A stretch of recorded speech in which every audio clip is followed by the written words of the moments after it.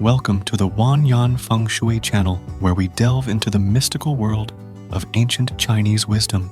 Today, we're unlocking the secrets of one of the most iconic creatures in Chinese mythology, the mighty dragon. Known by many names in Chinese mythology, such as Lungmeng, Longwang, Naachia, and Naga, the dragon holds a special place in the hearts of the Chinese people.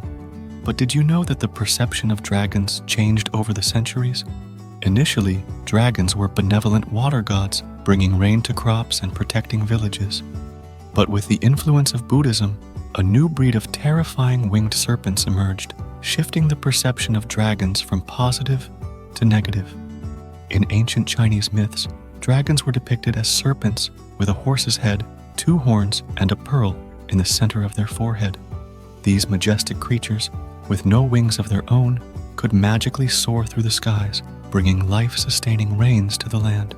Emperors and immortals were said to ride on dragons' backs, symbolizing power and divine connection. It was a high honor to be given an honorary dragon name reserved for those with exceptional abilities. Dragons were associated with the East, representing positive actions and the direction of sunrise. Ancient Chinese communities even held dragon festivals, welcoming these creatures and their life-giving rains each spring. But as Buddhism spread, the perception of dragons turned more negative. Mountain dragons were seen as troublemakers, while water dragons were considered beneficial.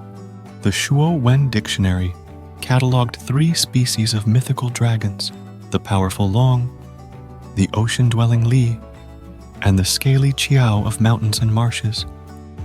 Buddhist influence brought stories of 8 dragon kings, ruling their underwater kingdoms with a mix of reason and power.